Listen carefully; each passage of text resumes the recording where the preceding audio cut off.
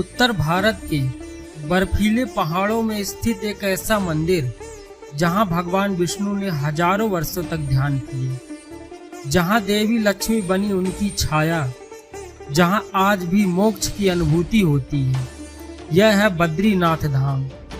आज हम जानेंगे इसके इतिहास, महत्व, रहस्य और चमत्कारों की कथा। बद्रीनाथ मंदिर उत्तराखंड के चमोली जिले में स्थित है। यह धाम हिमालय की गोद में समुद्र तल से 10,300 फीट की ऊंचाई पर बसा है। यहाँ बहती है अलकनंदा नदी और सामने दिखती है नीलकंठ पर्वत की बर्फ से ढकी चोटी। चारों ओर बर्फीली घाटियां, शांत वातावरण और दिव्यता से भरा यह स्थान हर श्रद्धालु के लिए किसी तीर्थ से कम नहीं है। माना जाता है कि बद्रीनाथ मंदिर की स्थापना आदि शंकराचार्य ने 9वीं शताब्दी में की थी। हालांकि इसके पीछे की पौराणिक गाथा और भी पुरानी है। यहाँ भगवान विष्णु बद्री वृक्षों के नीचे ध्यान मग्न हुए थे। देवी लक्ष्मी ने बद्री वृक्ष का रूप लिया और ठंडी हवाओं से बचाया, इसलिए यह धाम कहलाया बद्रीनाथ। पुराणों के अनुसार नर नारायण ऋषियों ने यहाँ वर्षों तक तपस्या की थी। यही वो जगह है जहाँ पांडवों ने स्वर्ग की यात्रा से पहले अंतिम विश्राम किया था। कहते हैं नारद, कपिल मुनि और यहाँ तक कि ब्रह्मा भी इस धाम के दर्शन के लिए आए थे।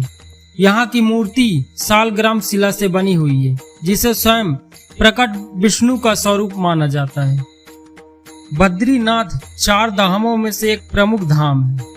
इसके साथ शामिल है केदारनाथ, गंगोत्री और यमुनोत्री।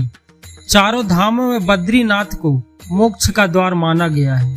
यह वैष्णवों का सबसे पवित्र स्थल है और इसके दर्शन के बिना यात्रा अधूरी मानी जाती है। यहाँ पूजा करने वाले मुख्य पुजारी रावल कहलाते हैं, जो केरल से आते हैं। कहा जाता है मंदिर के कपाट बंद होने के बाद भी अंदर का दीपक स्वयं जलता रहता है। तप्त कुंड मंदिर के पास स्थित एक गर्म जल का स्रोत है, जहाँ श्रद्धालु स्नान करते हैं।